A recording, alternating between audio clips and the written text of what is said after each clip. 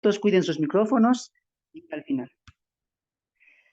Bien, gracias, paz y misericordia sea con todos ustedes, hermanos y hermanas en Cristo Jesús, quien les saluda una vez más, un siervo para la gloria de Dios desde Bolivia. Mi nombre es Fernando y sean bienvenidos a una lección más de este estudio que hemos empezado juntamente con mis hermanos acá en el Zoom y con ustedes que lo miran por diferido, discipulado básico, discipulado para comprender más los fundamentos bíblicos.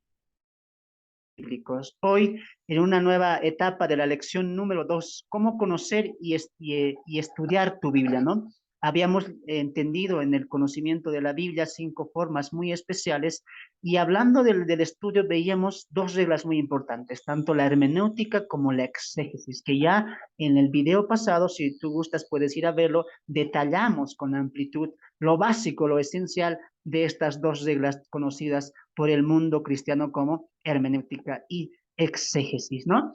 Y veíamos 4 pasos fundamentales para el estudio de la palabra. Número 1, la preparación. Y en la preparación veíamos que es muy importante preparar, no nuestra Biblia, nuestro corazón. Para entrar a la palabra de Dios es importante preparar y acercarnos a la palabra santa, al Dios santo, con un corazón purificado. Es decir, pedir perdón pero acerquémonos a Él, pues, con perdón, ¿no? Con reverencia, entonces, confesando nuestros pecados y, como decía Pablo en Colosenses, oremos por sabiduría y por inteligencia espiritual, ¿no? Entonces, siempre pedir la preparación antes de entrar al estudio de la palabra de Dios.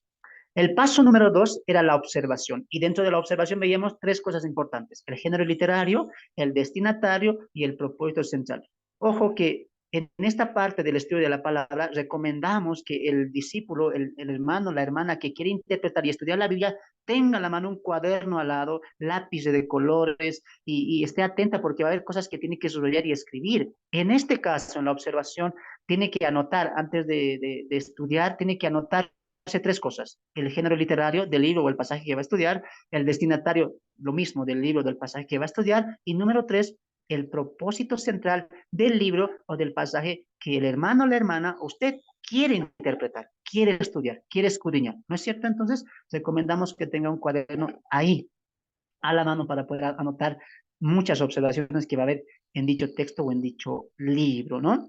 Entonces, hacíamos ejemplos también la semana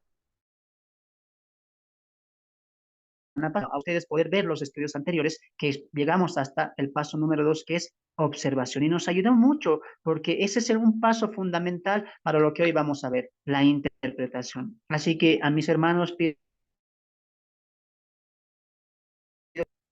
interpretación.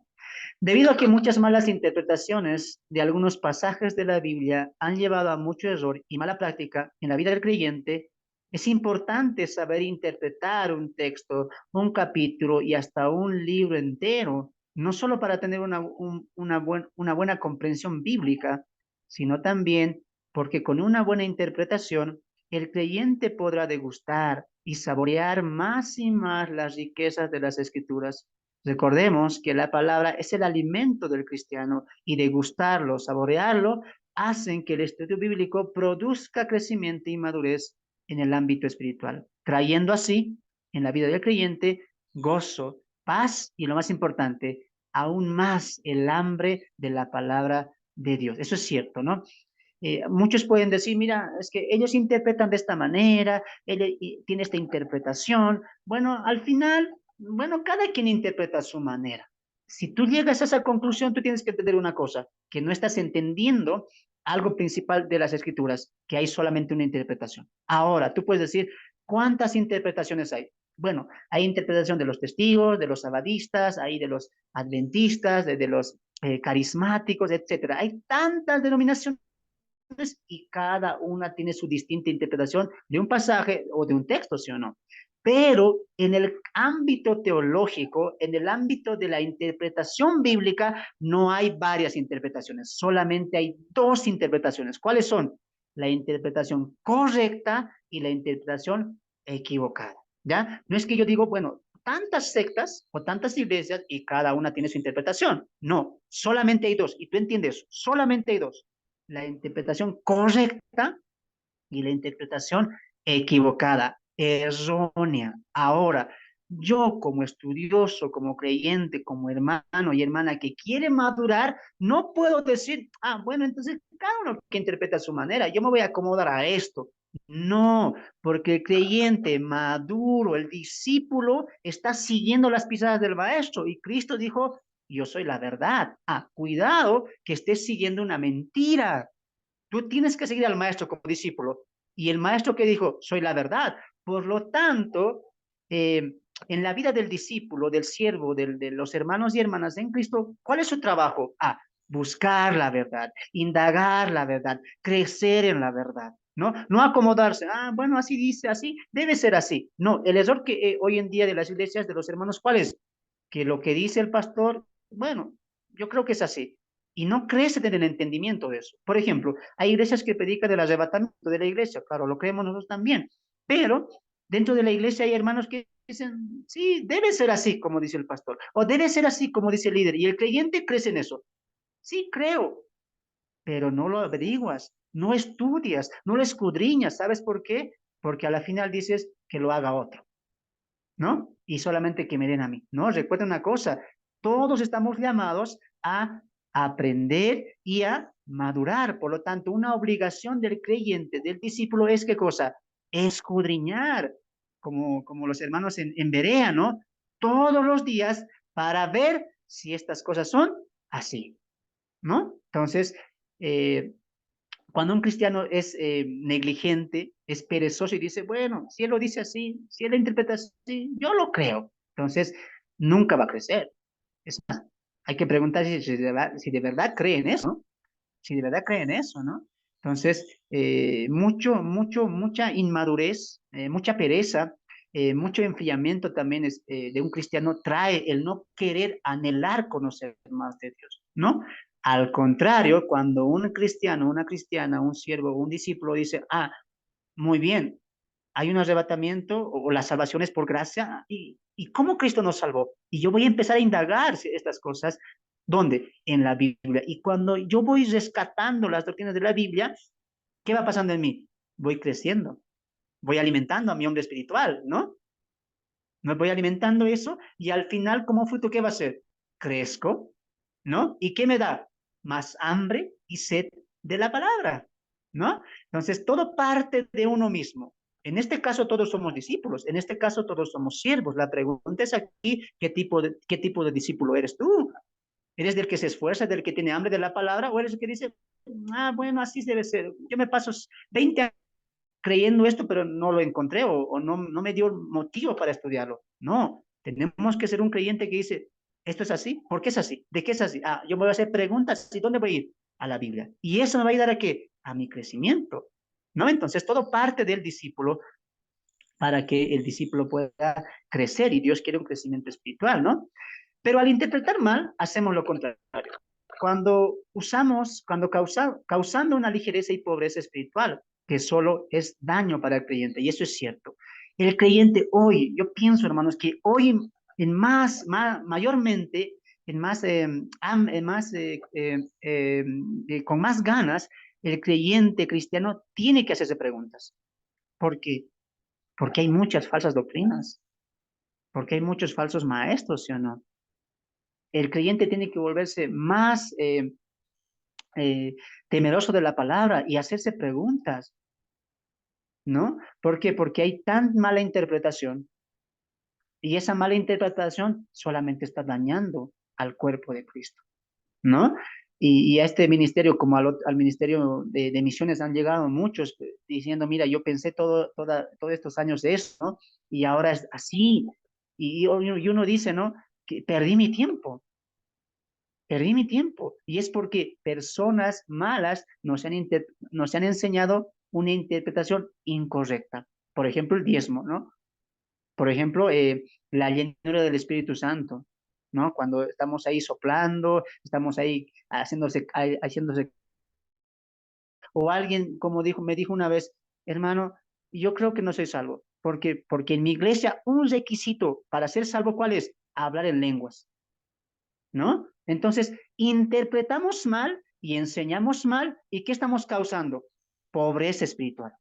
pobreza espiritual y así nunca van a madurar, así nunca van a crecer, porque hay una mala interpretación y la mala interpretación nos lleva a la mala aplicación, ¿no? ¿Y en qué nos convertimos? Niños, bebés espirituales, y no estamos creciendo. De ahí la exhortación de la autora a los hebreos cuando diría, hasta ahora, ¿quieren leche? Ya deberían ser maestros ustedes y no solamente comer, sino dar vianda, alimento sólido. Y el alimento sólido, diría el autor, que es para los que tienen los sentidos ejercitados, pues, ¿no? Muchos pensamos que la interpretación es como, alguien también lo dijo, ¿no? Y hermano, la interpretación es como una iluminación, ¿no? El Espíritu Santo me va a iluminar y yo voy a descubrir las 70 semanas de memoria, ¿no? No es así. Pensamos que Dios es como un mago con una varita y me dice, ¿quieres entendimiento, sabiduría? Toma sabiduría. La Biblia dice que hay que orar por sabiduría y yo voy a orar, voy a ayunar y Dios me va con su varita mágica, tiene sabiduría. Y no es así. ¿Qué implica la sabiduría? ¿Qué implica el entendimiento? ¿Qué implica el conocimiento? ¿Y qué implica la madurez? Esfuerzo, dedicación, estudio. No es como alguien dijo, estudio para que la letra mata. El Espíritu Santo nos revela todo. Ese tipo de pensamiento ha hecho tanto daño que dentro de las iglesias hay solamente niños espirituales y no avanzan hacia la perfección. ¿Y eso a quién afecta? A uno mismo. Por eso el cuerpo de Cristo está sufriendo en muchos lugares donde no se hace una buena interpretación. ¿Por qué? Porque no hay estudio, porque no hay madurez, porque no hay esfuerzo, ¿no? Entonces hay que entender, tú como cristiano, como cristiana, como discípulo y discípula, tu trabajo, tu labor, un mandamiento de Dios es que escudriña tú la Biblia, aliméntate tú con la palabra. No esperes cada uno nomás ser alimentado. Aliméntate tú todos los días y descubre al Señor. Otro error que hemos visto a lo largo del tiempo en las iglesias es que los líderes, los pastores, mayormente que traen interpretación equivocada, ¿qué hacen? Autoridad. No, no, no, no. Así como yo lo estoy interpretando, así es. Cualquiera, y todavía prohíben, ¿no? No escuchen a tal, no escuchen a tal. ¿Tú quieres escuchar interpretación? ¿Quieres saber más? Acude a nosotros, ¿no? Tenemos radio, tenemos televisión, tenemos cursos, etcétera. Y como que encasillan a los creyentes, a las ovejitas, a ese pensamiento, ¿no? Entonces hay que tener mucho cuidado. Por eso es importante en este estudio y los que se vienen, vamos a enseñarte a ti a interpretar. Y ese es el punto de este ministerio, que tú que tú puedas discernir y diferenciar. Esto no es la interpretación. Esto sí es la interpretación. Tú puedas que discernir. ¿Por qué? Porque ya te vamos a dar las bases claves, ¿no? No queremos que tú nos preguntes todo, sino la idea es que tú puedas interpretar. Y te estamos dando pasos claves que muchos no entendían, ¿no? Así que no te cierres. La interpretación es para todos. Tú puedes interpretar la Biblia. La Biblia dice en Pedro que nunca la Biblia fue traída por interpretación humana, ¿no? No es para que alguien especial lo interprete. Podemos interpretar, ¿por qué? Porque tenemos el Espíritu Santo, tenemos la mente de Cristo, hemos nacido de nuevo y tenemos la palabra más confiable. Entonces, ¿qué parte? ¿En qué está el problema entonces? En nosotros. Nosotros tenemos que colocar ese esmero de entender la palabra, ¿no? Y si hay eso, Dios también te va a guiar, ¿no? Muy bien, vamos a entrar a la descripción de la interpretación. En este paso aprenderemos a encontrar lo profundo, subraya eso en sus materiales, lo profundo, lo específico y lo literal. Repito, en este paso aprenderemos a encontrar lo específico y lo literal de cada texto o versículo guiado bajo 4 reglas. Subraya eso, guiado bajo 4 reglas. Regla número 1, la observación. Regla número 2, el uso del contexto. Regla número 3, el contexto o marco histórico. Repito, el contexto o marco histórico. Regla número 4, el panorama de la Biblia o el panorama bíblico.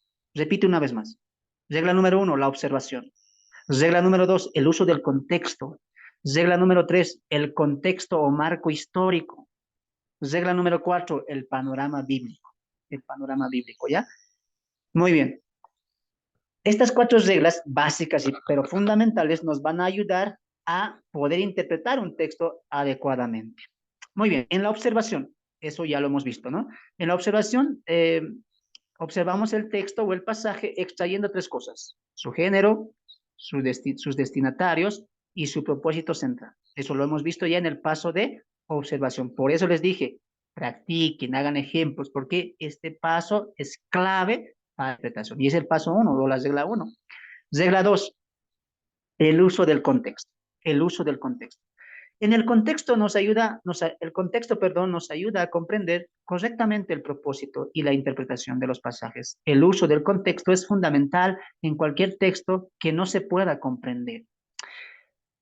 Esto es muy importante, esta regla del contexto. ¿Por qué? Porque el contexto muchas veces nos va a sacar de hacer una mala interpretación. Por ejemplo, hay textos que muchos malos intérpretes usan y lo tuercen, ¿no? Tuercen ese texto para hacerle decir al texto lo que ellos quieren decir.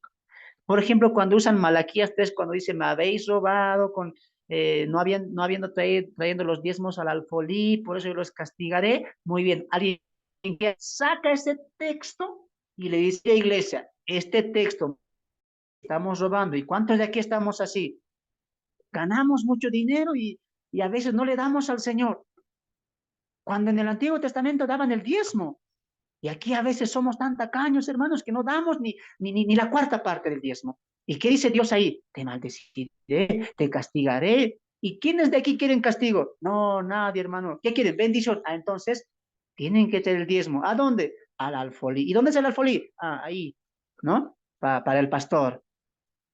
¿Qué está haciendo ese mal intérprete? Está sacando un texto fuera de su contexto para torcer el texto. ¿Y qué? Hacer una mala aplicación. Y uno que no sabe dice, el hermano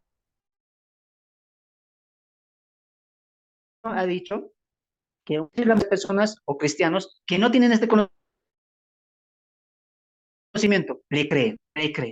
Pero uno que ya ha madurado, que tiene las que sabe que hay que estudiar, dice, voy a aplicar el contexto. Voy a ir a Malaquías, y no solamente voy a leer Malaquías, el versículo que dijo el líder o el que está esto, sino voy a leer el contexto. Versículos antes de ese pasaje que él ha extraído y versículos después. Es más, el contexto muchas veces va a ir hasta capítulos atrás y capítulos después, ¿no? Entonces, yo que me interpreté, este texto que está trayendo lo está torciendo y yo voy a interpretar correctamente. Voy a ir a Malaquías y voy a leer Malaquías capítulo 1, de todos los capítulos, para entender cómo el autor está utilizando el texto. ¿No es cierto? El contexto es clave, hermanos, y es importante saberlo manejar el contexto, ¿no? Tristemente hoy en día, nos hemos acostumbrado a la predicación temática, ¿no? Hemos nacido en eso y el que les habla también nació en eso.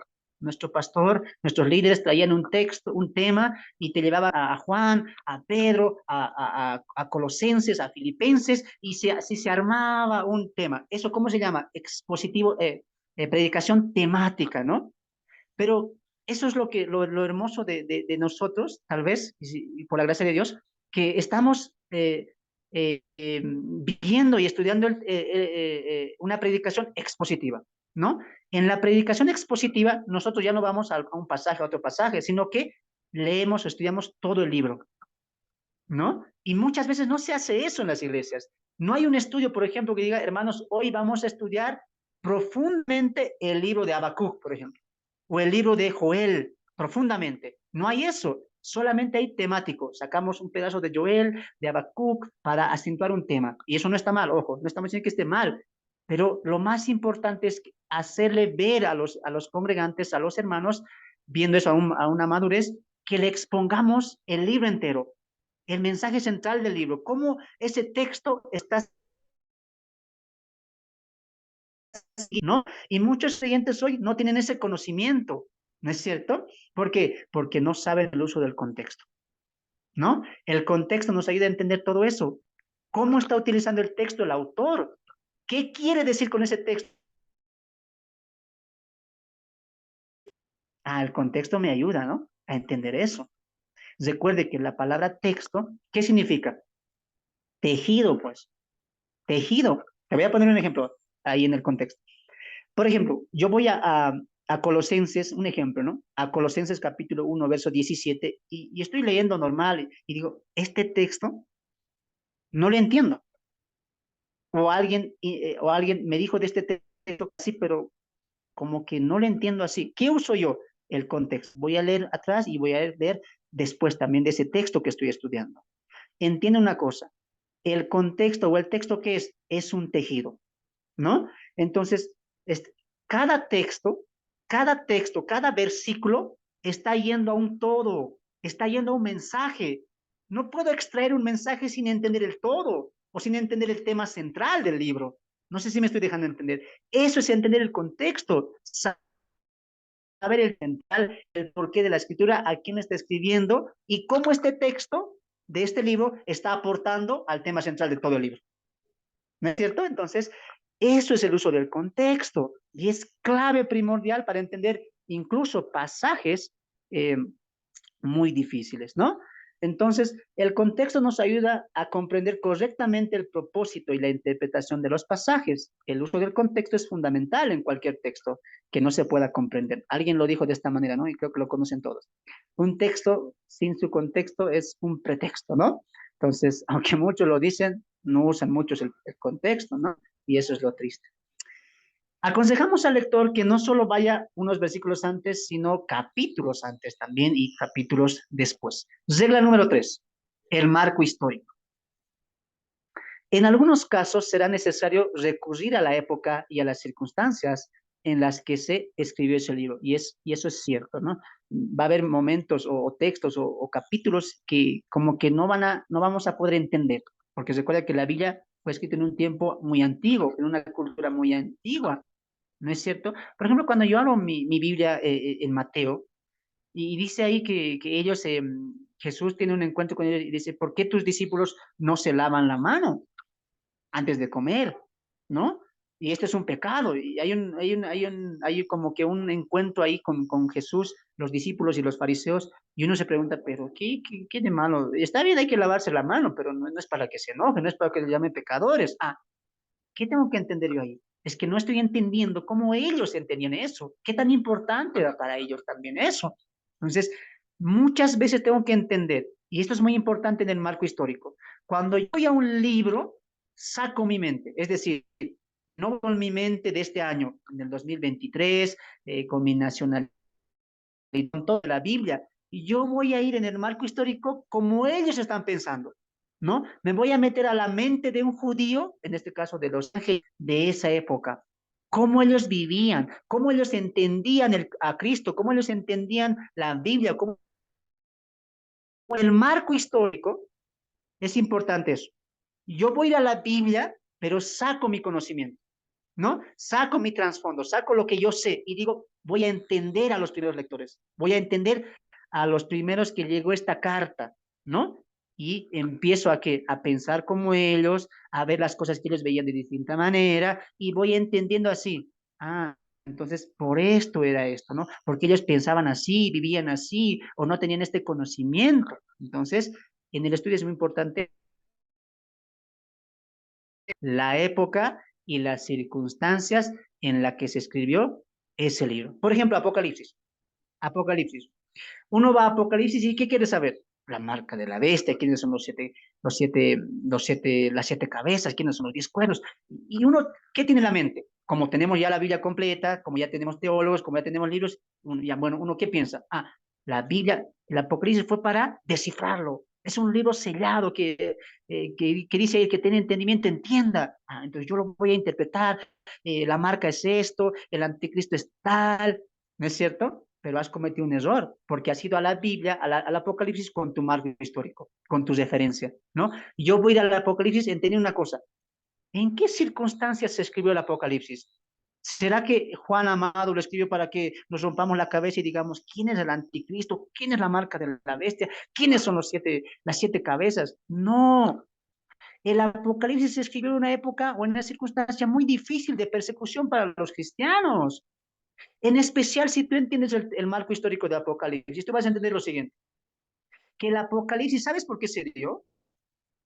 Para dar victoria, para dar fuerza a los que estaban siendo perseguidos, porque el Apocalipsis refleja la victoria de Cristo y la de la iglesia, ¿sí o no? De los santos. Entonces, con ese marco histórico se escribió Apocalipsis, no para que nos rompamos la cabeza hoy, sino que entendamos que la victoria es segura en Cristo. Cristo al final vencerá, ¿no es cierto?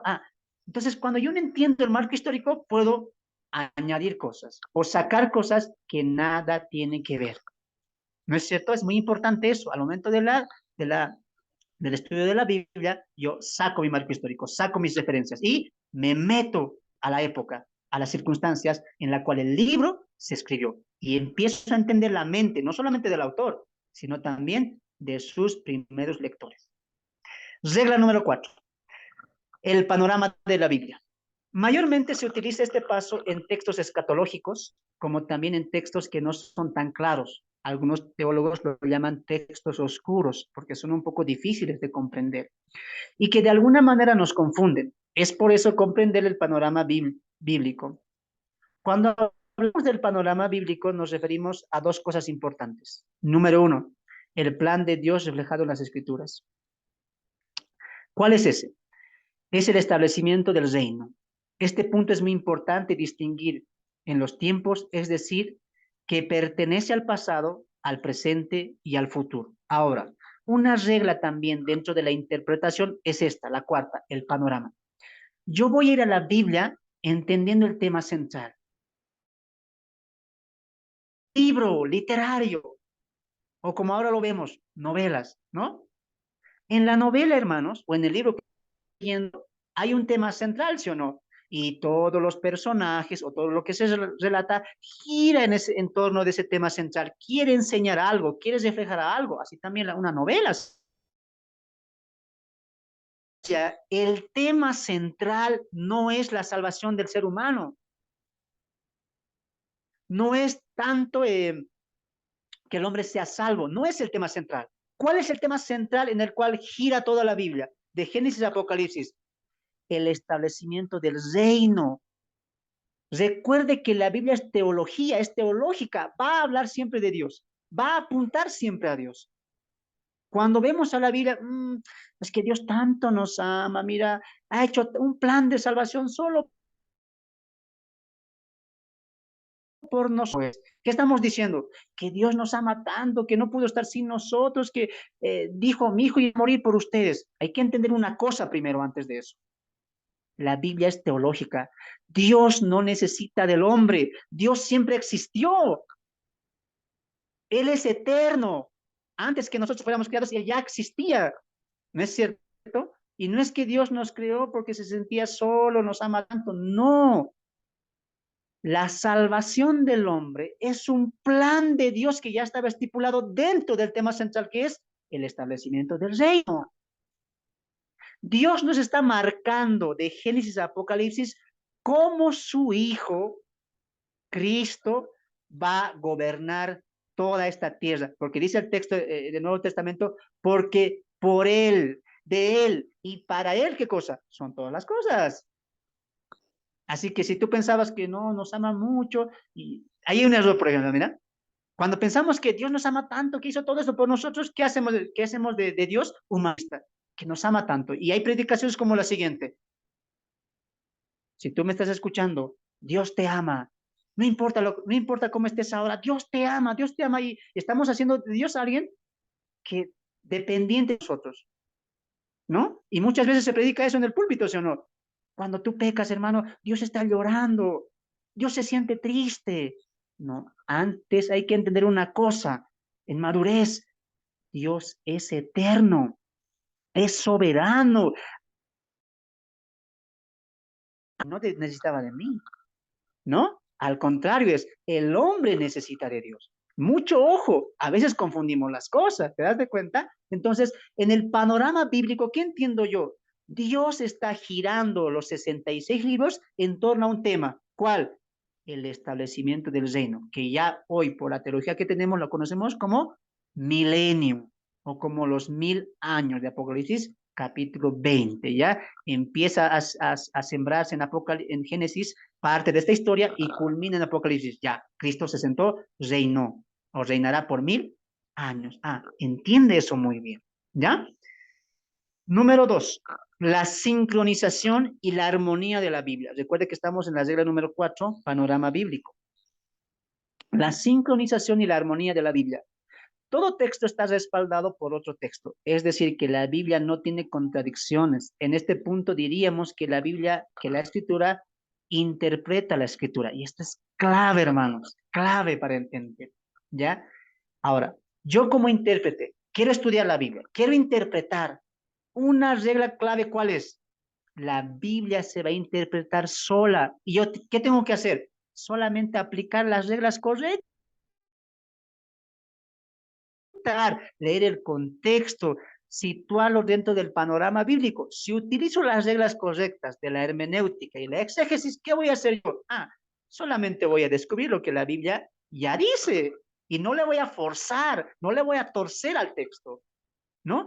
La Biblia o la escritura interpreta la escritura. ¿El mejor intérprete quién es? La escritura. ¿Por qué? A ver, dígame por qué. Porque tenemos al Espíritu Santo, pues. Aunque la Biblia está escrito por más de 40 autores, son 66 libros, recuerde que la Biblia es solo una y uno es su autor, el Espíritu Santo. Ahora, recuerde lo que dije al principio, no es por obra de magia, por obra de arte que vamos a entender, es porque vamos a aplicar las reglas correctas, que ya te he dicho hace un momento. Muy bien, entonces tenemos que entender eso. Ahora, dentro de que la Biblia interpreta la Biblia, entendamos una cosa. Los textos tienen una sincronización perfecta. Ningún texto contradice al otro. Hay una armonía en toda la Biblia. De ahí que se saca el principio de que la Biblia es inerrante. La inerrancia de las escrituras no se contradice. ¿Quién se contradice? Nosotros. ¿Por qué? Porque estamos utilizando malas reglas o no utilizamos ninguna regla, las básicas, tú dices, ah, entonces no hay contradicción, ¿no? ¿No? Más contradicciones, ¿dónde hay? En el Antiguo Testamento, ¿no? Muchas contradicciones. Aquí pasó esto, luego pasó esto, mira, si Dios es amor, porque aquí está matando, etcétera. Pero no estás, ¿cómo estás viendo ese texto o ese libro? Con tu mente actual, pues. Y siempre vas a caer en error. No es que la Biblia esté mal. Tú estás haciendo la Biblia con, eh, con, con un marco de referencia equivocado o con tu pensamiento actual, ¿no? Entonces, muy importante es entender eso, ¿no? Que la Biblia no se contradice y hay armonía en toda la Biblia, ¿no? ¿Por qué? Porque uno es solamente su autor, uno solamente es su autor, ¿ya? Eh, y vamos a ver ese dato importante. Recuerde que aunque tenemos 66 libros, la Biblia es solo una. Es solo un solo libro, escrito por un solo autor, con un solo propósito. Así que cada libro, desde el Génesis hasta el Apocalipsis, se complementa. El panorama de la Biblia nos ayuda a contemplar a la Biblia, subraya esto en sus materiales, como un todo, como un todo. Eso es lo hermoso, ¿no? En el panorama, mientras tú vayas desarrollando este conocimiento del panorama, tú vas a ver a la Biblia como un todo. Ya vas a ver el libro completo, ¿no? Vas a tener el panorama de todo. Y eso es lo hermoso de estudiar el panorama, que tienes un conocimiento de todo, tanto de lo que pasó en Génesis, entiendes ya el tema central de Génesis, el propósito del Génesis, así también del Levítico, Éxodo, Esther, Números, etcétera. Entonces, para entender el panorama de la Biblia, ¿qué tengo que hacer? Estudiar la Biblia, ¿sí o no? Toda la Biblia. No hay otra manera, hermanos, de que puedas interpretar bien. No te voy a yo decir ahí, esta es la clave, este es el secreto. No, la clave, ¿sabes cuál es el secreto? Estudiar toda la Biblia. ¿Cuántas veces? Muchas veces. Muchas veces. ¿Tú quieres interpretar bien? Lee toda la Biblia. Una y otra vez. Una y otra vez. Tú tienes que tener el panorama de cada libro. Así tú puedes hacer una mejor interpretación, ¿no? Y cuando llegues a eso, avances en eso, ¿cómo vas a ver la Biblia? Como un todo, como un todo. Hasta ahí vamos a ver. Son reglas claves que les he dado, ¿no? Reglas claves. Ojo, una vez más, esto solamente es un discipulado básico. Hay mucho por aprender. Y si Dios quiere, más adelante vamos a entrar también a reglas de interpretación, ¿ya? Si Dios así lo quiere, ahí vamos a explayar, ¿no? Todo lo que estamos viendo. Pero ahora estoy dando puntos claves y puntos básicos, ¿ya? Muy bien, vamos a los ejemplos. Mira, ya llegamos a los ejemplos. Vamos a los ejemplos. No olvide aplicar los 4 pasos. ¿Cuáles eran los 4 pasos? Observación, el uso del contexto, el uso del marco histórico y el panorama de la Biblia. No olvide hacer eso. Vamos a los ejemplos. Muy bien. Hermano, ya nos has dicho cómo hay que hacer, algunos pasos, pero vamos a los ejemplos. Muy bien. Primer ejemplo, Joel capítulo 2, verso 28. Ahí voy a pedir a una hermanita o hermano que esté con su Biblia ahí. Joel capítulo 2, verso 28. Joel capítulo 2, verso 28. Joel, ¿alguien ahí con sus Biblias que quiera ayudar?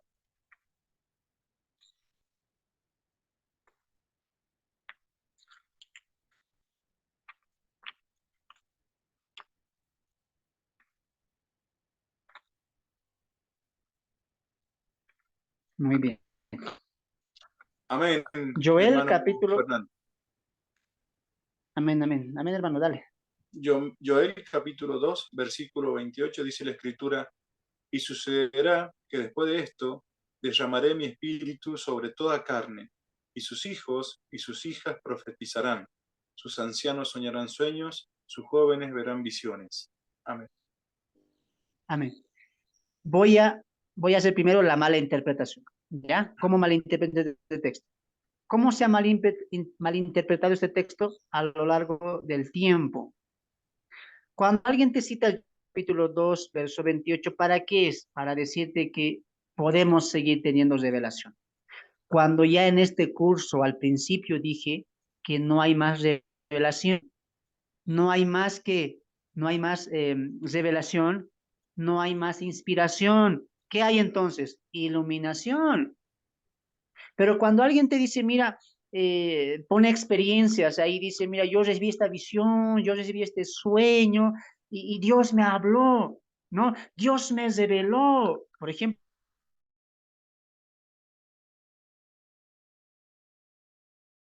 estábamos ahí, llegábamos de una actividad y Dios nos tocó a cada uno y nos reveló el infierno. Y los creyentes ahí, inmaduros, niños espirituales, ¿qué hacen? ¡Wow! ¡Qué revelación! Sí, hasta Michael Jackson vio en el infierno. ¡Qué testimonio! ¡Qué predicación!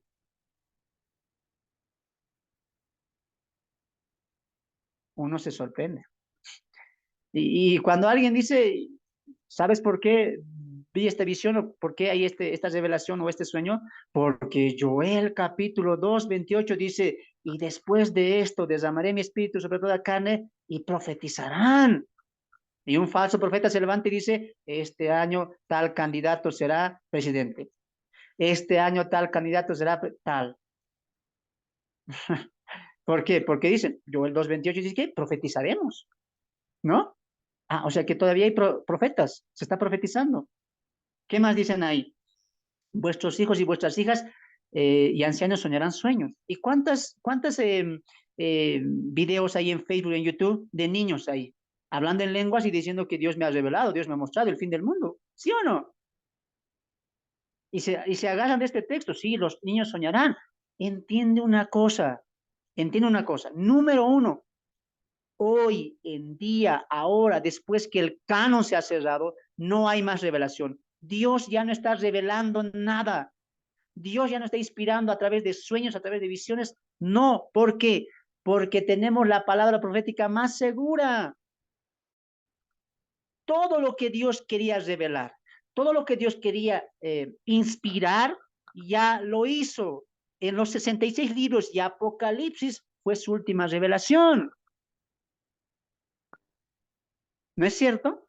Entonces, cuando alguien te dice, bueno, eso es un sueño, es una visión, una profecía, que sí, porque la Biblia dice, ¿qué estamos haciendo? Ah, estamos atrayendo revelaciones extra bíblicas. Y la iglesia carece de sana enseñanza. ¿Basados en qué? Joel 2:28. Nuestros niños soñarán, nuestros ancianos verán visiones. Ah, entonces uno, ¿qué empieza a pensar? Ya no dice, Señor, ayúdame a interpretar, a buscar la observación. Ya no dice eso. ¿Qué dice? Señor, quiero saber bien del Apocalipsis. Revélame. Dame una visión, Señor. ¿Te das de cuenta cómo la mala interpretación trae enfriamiento, trae inmadurez y daña al creyente? ¿Te das de cuenta? Cuando no sabemos interpretar bien, lo va a dañar. Cuando la Biblia es clara, Hebreos capítulo 1, Dios habiendo hablado en otros tiempos a los padres por profetas, hoy en este tiempo nos ha hablado en el Hijo. El Hijo fue la última revelación y Él ya lo dijo todo. No es como aquí en mi país, Bolivia, alguien se levantó, le conocieron como el profeta boliviano y dijo, Dios me ha revelado el día del arrebatamiento, ¿no? Me ha revelado paso a paso, hora a hora, minuto a minuto, segundo a segundo, las 70 semanas. ¿Y sabes por qué esta gente gana?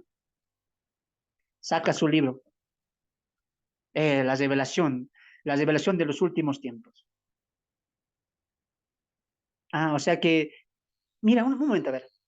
Es como decir que Dios diga, ahí hablando con el arcángel Miguel o con los arcángeles, y como que Dios se olvida, ¿no? Pero voy a parafrasear un poco ya, porque esto de verdad es algo insólito. Es como que Dios diría, me he olvidado, me he olvidado revelar a Juan el día y la hora, me he olvidado revelar tal cosa, por ahí me buscaré un profeta. ¿Dios es así? No, obviamente que no. Entonces, si no conocemos a Dios, fácilmente vamos a caer en falsas enseñanzas. Dios ya lo reveló todo, así de simple. ¿Ya? Muy bien, hermano. Ya, ahora, ¿a qué se refiere entonces Joel 2:28?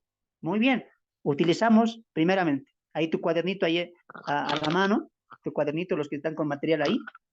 Observamos el texto. Joel, ¿a qué género literario pertenece?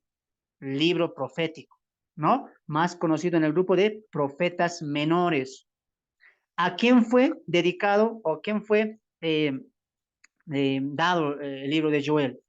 El libro de Joel. ¿Alguien me dice ahí en el Zoom?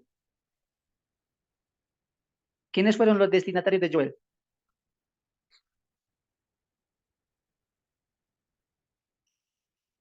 Si, si nosotros leemos Joel, vamos a entender que Joel ya escribe a una nación de Israel que ya se había dividido en dos reinos, ¿no? Pero escribe a la casa de Israel, ¿no? Le escribe a la casa de Israel. Entonces, escribe a la casa de Israel. ¿Y cuál sería el tema central? ¿Cuál es el propósito de Joel?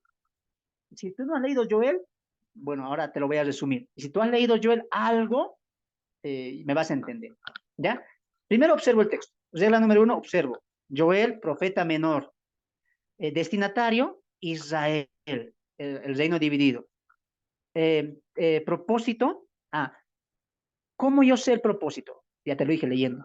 Ahora, el propósito de Joel a la casa de Israel, al reino dividido, ¿cuál es?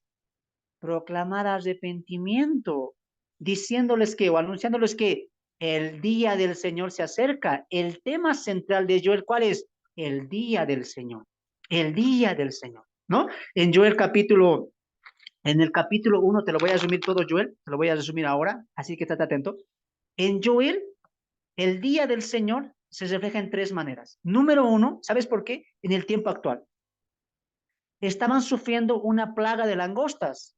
Las langostas estaban comiendo todo lo que sea, toda la producción del campo, los trigos, etcétera. No había alimentación, había una gran sequía, producto o fruto de qué? De esta gran plaga de las langostas, ¿no? Y Joel dice, esto es el día del Señor, ¿no? En lo presente, ¿no es cierto? ¿Y qué llama al pueblo? ¿Qué dice? Ancianos, los niños, los que estén lactando, las que estén también dando de lactar, hombres, mujeres, en un contexto de judíos, vengan, arrepiéntanse, volvamos al Señor, ¿no? En el capítulo 2, ese es el contexto del capítulo 1, ¿no? Llama a un arrepentimiento. En el capítulo 2, Joel sigue hablando del día del Señor y él dice, hay un día del Señor que se aproxima, un castigo más grande que la plaga de langostas que ya estaban viviendo. ¿Cuál? La invasión de un pueblo que iba a venir contra la casa de Israel, el pueblo de Asiria. Y dice Joel ahí, arrepiéntanse. ¿Sabes por qué? Porque para ese entonces la casa de Israel había pecado, había vuelto a la idolatría, se había contaminado con las naciones paganas, había volteado el rostro a Dios, y Dios a través de Joel levanta a Joel para anunciar que viene un castigo. Ya hay un castigo presente que está soportando el pueblo, la plaga de langostas. Y Dios dice, viene un castigo aún peor. ¿Cuál? La invasión de un pueblo, una nación que yo mandaré, dice Dios, que yo mandaré para castigar a mi pueblo. Y Joel en el capítulo 2, verso 12 dice, espero que estés construido ahí, por eso pues, ahora dice Jehová, convertíos a mí con todo vuestro corazón, con ayuno y lloro y lamento, rasgad vuestro corazón y no vuestros vestidos, y convertíos a Jehová, vuestro Dios, porque misericordioso y clemente es él, tardo para la ira y grande misericordia. ¿Qué está proclamando Joel? Pueblo, arrepiéntanse de su maldad, arrepiéntanse de su idolatría, arrepiéntanse de haberle volteado el rostro a Dios. No rasguen sus vestiduras, rasguen su corazón, vuelvan a Dios, lloren. Ah, ¿Y qué dice Joel? Tal vez Dios nos pueda conceder la salvación y no va a mandar a esa nación pagana para castigarnos. Pero sabemos muy bien que por la historia Siria sí destruyó a Israel y la llevó cautivo, ¿no es cierto? En Joel capítulo 3, en el capítulo 3 también se habla perdón, en el capítulo 2, verso 23 para adelante, juntamente con el capítulo 3, Joel va a hablar de un futuro día del Señor. Ahora, ¿qué es día del Señor? Día de juicio, de castigo, pero a la misma vez también Joel lo refleja como un día de bendición, un día de bendición. Entonces Joel está mirando ese panorama, el día del Señor, presente la plaga de langostas, futuro cercano la invasión de Asiria y futuro lejano la tribulación. Ese contexto tiene Joel capítulo 1, capítulo 2 y capítulo 3, ¿no es cierto? Ahora, cuando nos habla de la futura restauración de Israel en Joel, el mismo autor dice, mira, vamos a leer desde el verso 23. Recuerde que perdieron todo, estaban en sequía, estaban llorando, no había de comer, estaban sufriendo, estaban muriendo. Era triste y lamentable la condición de Israel. Pero mira lo que dice el verso 23, 2:23. Vosotros también, hijos de Sión, alegraos y gozaos en Jehová vuestro Dios, porque os ha dado la primera lluvia a su tiempo, y hará descender sobre vosotros lluvia temprana y tardía como al principio. Está hablando de que todo volverá a ser como antes, la estancia de los vegetales. Las eras se llenarán de trigo, ¿ve? Y los lagares rebosarán de vino y aceite. Y os restituiré los años que comió la oruga, el saltón, el revoltón y la langosta, mi gran ejército que envié contra vosotros. Comeréis hasta saciaros y alabaréis el nombre de Dios, de Jehová, vuestro Dios, el cual hizo maravillas con vosotros y nunca jamás será mi pueblo avergonzado. Pregunta, dice el texto ahí, hay una futura restauración. Dios está hablando a través de Joel y dice, todo lo que están sufriendo, un día serás destituido. Un día todo lo que están sufriendo ya no se hará más de eso. Si yo les castigué, sí, les castigué, pero también los destituiré, dice. ¿Y qué dice ahí?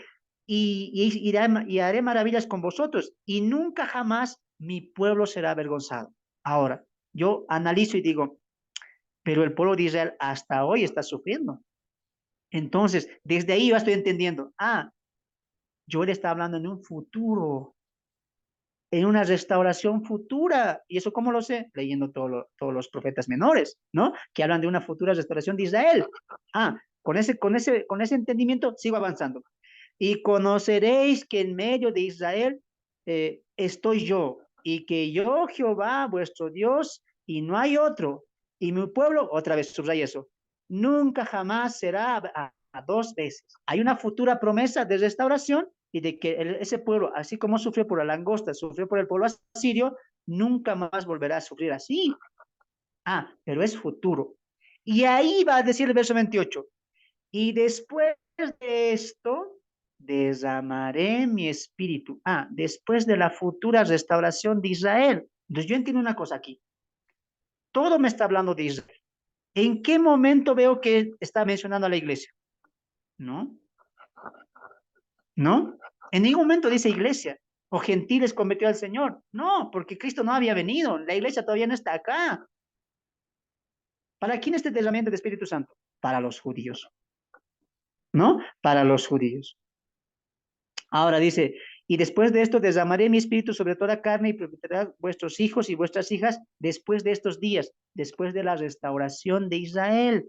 ¿Ya? Después de la restauración de Israel se cumple el nuevo pacto en Jeremías 31 cuando dice, colocaré mis leyes en su corazón y en sus mentes, y no habrá necesidad de que enseñen a otros, porque ellos serán mi pueblo y yo seré su Dios. Mis leyes estarán escritas en sus mentes y en sus corazones, dice el nuevo pacto de Jeremías. Esa es la futura, es para la restauración de Israel, que va a pasar después de la etapa de la tribulación. Pero hermano, ¿por qué van a haber sueños? ¿Por qué van a profetizar? Pero si para ese tiempo ya va a haber escritura, es que tú no estás entendiendo la línea escatológica. Por ejemplo, en la tribulación, en el tiempo de la tribulación y la gran tribulación, van a predicar los 144,000 y ellos no van a ir con su Biblia a la mano, no van a decir, mira, analicen, hagan exégesis, no van a decir eso, ellos solamente van a proclamar. Y una manera en que Dios va a ayudar a su pueblo, a su remanente, ojo, a Israel, como dice el profeta Oseas, va a ser trayéndoles otra vez al desierto y mostrándoles el amor de Dios al pueblo de Israel. ¿No es cierto? Cuando entendemos esas cosas, despertamos. Número uno, pero aquí no está la iglesia. Yo entiendo Joel, en la mente de Joel no estaba, esto es para la iglesia en un futuro, no estaba, profeticen, sueñen, no estaba eso. Joel está hablando en un futuro, ¿de qué día? Del día del Señor, el castigo, el sufrimiento que viene en futuro, que ahora lo conocemos como la tribulación y la gran tribulación, ¿no? ¿Cómo podemos saber esto? Porque Pedro cita Joel capítulo 2 en Hechos, vamos ahí, ¿ya? Hechos capítulo 2. Wow, creo que vamos a llegar hasta acá, hermanos. Hechos capítulo 2. Hechos capítulo 2. Espero que se hayan dado de cuenta. No he dicho, estoy utilizando el marco histórico, estoy utilizando el trasfondo, no he dicho eso. Ustedes ya tienen que inferir que estoy usando eso. Ustedes ya tienen que utilizar eso de manera rápida, ¿no? El marco histórico, el trasfondo, el tema central, todo lo que ya les he enseñado, ¿no? Ahora, Hechos capítulo 2, verso 14, dice el texto así. Entonces Pedro, poniéndose en pie con los 11, alzó la voz y les habló diciendo, varones judíos y todos los que habitáis en Jerusalén, contexto judío, esto os sea notorio, oíd mis palabras, porque estos no están ebrios como vosotros suponéis, pues que es la hora tercera del día, mas esto es lo dicho por el profeta Joel. En los postreros días, dice el Señor, derramaré mi espíritu sobre toda carne, etcétera, etcétera, etcétera. Ahora la pregunta aquí es, hermano, ¿por qué Pedro cita a Joel? Tuvo que haber habido un cumplimiento en el día que Pedro se levantó, habló en lenguas y predicó el evangelio. ¿Qué se cumplió de Joel? ¿Qué se cumplió? El derramamiento del Espíritu Santo.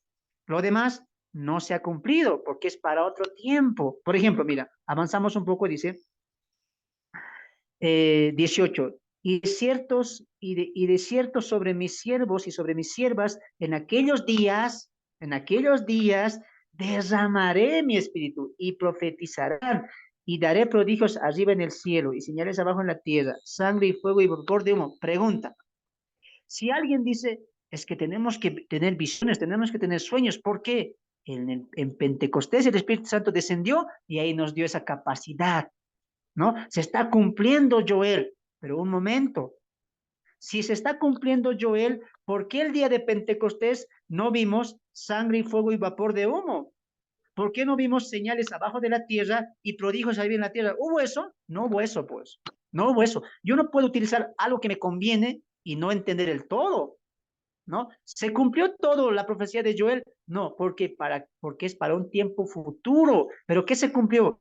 El derramamiento del Espíritu Santo para la iglesia, ¿no? Más lo demás no se cumplió. Pedro está citando, no está diciendo se ha cumplido hoy. Esto es lo dicho, dice.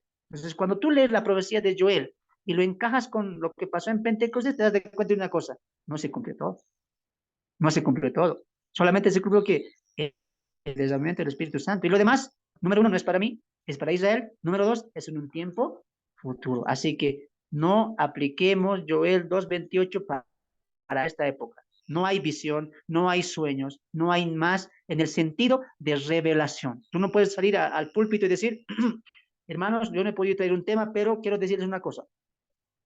Me he soñado. Dios me ha mostrado una visión en la noche y creo que de esto tengo que hablarles. Y si es la Biblia, está hablando de su visión, de su sueño, de su experiencia. Personalmente, hermanos, yo exhorto a los líderes pastores, basta de esas cosas. Basta de sueños, visiones, revelaciones extrabíblicas, basta. Queremos texto en su contexto. Eso es lo que tiene que ser el maestro. Texto en su contexto, panorama, marco histórico, trasfondo. Eso es lo que tiene que enseñar el líder, el maestro. ¿A quién? A la iglesia para que se edifique, ¿no? Entonces, vemos eso ahí, ¿ya? Vamos a ver un ejemplo más, hablando de todo esto. Si hay preguntitas ahí al final, ¿ya? Segunda Corintios capítulo 3:6. Segunda Corintios 3:6.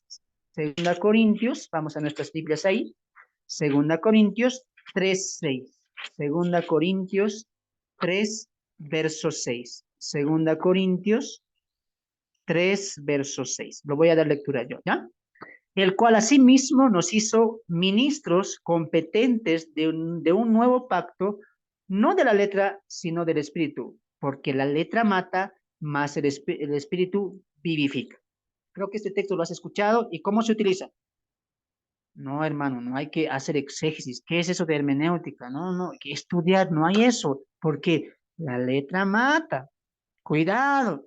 Y uno que está con su Biblia anotando eh, las reglas, cómo interpretar, y no, no, no, no. ¿Para qué vas a ir al discipulado?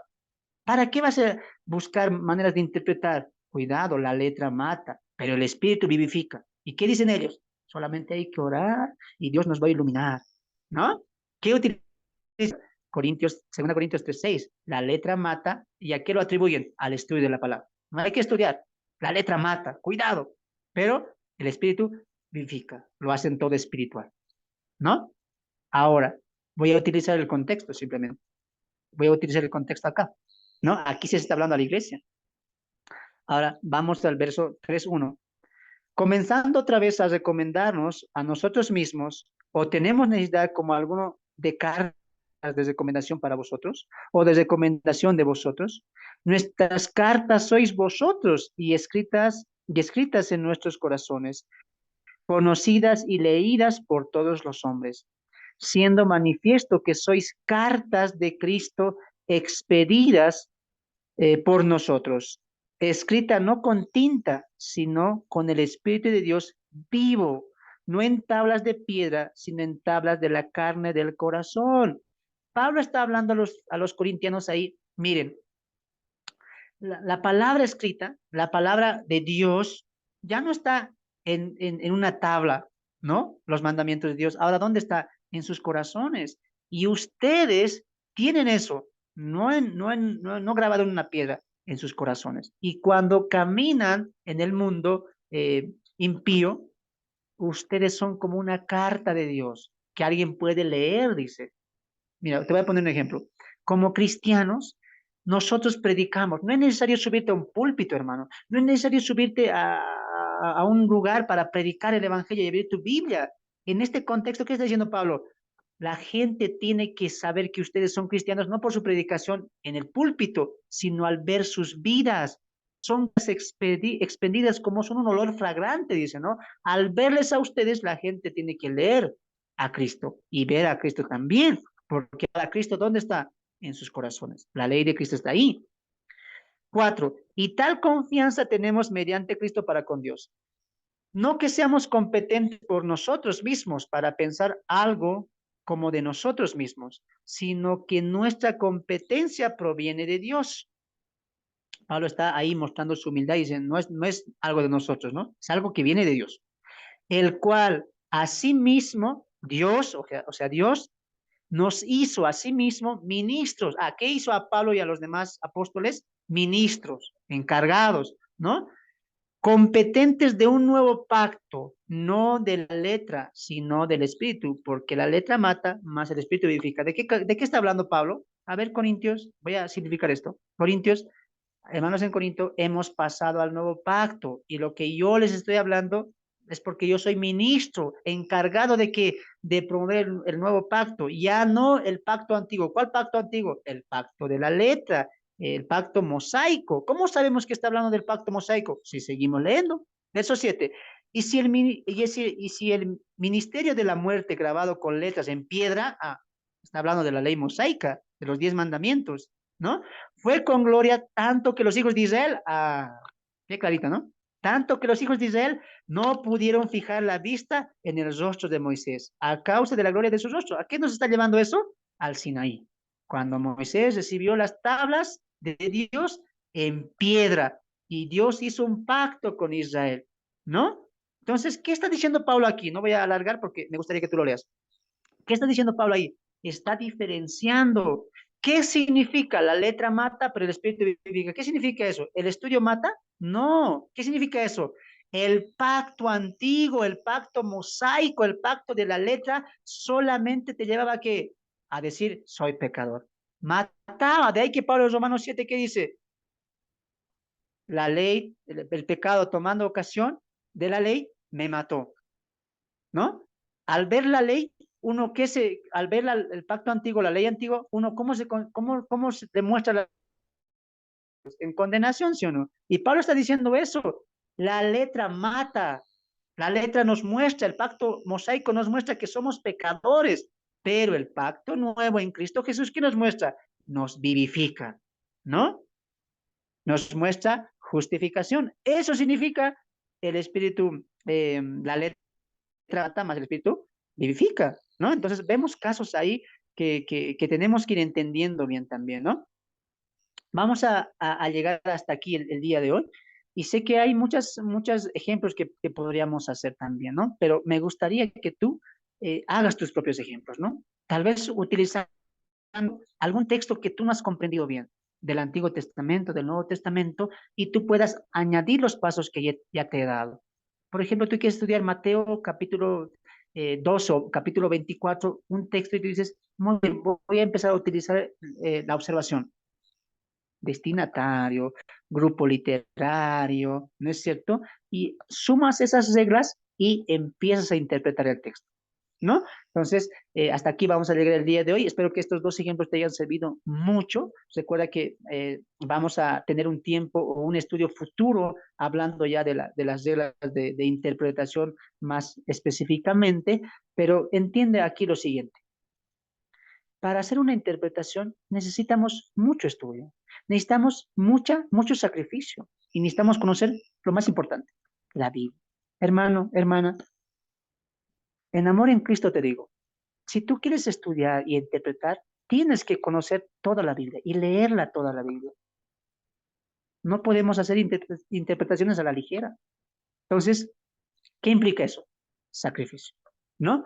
Recuerda que un texto mal interpretado puede llevarte a doctrinas equivocadas, incluso a vivir un cristianismo equivocado.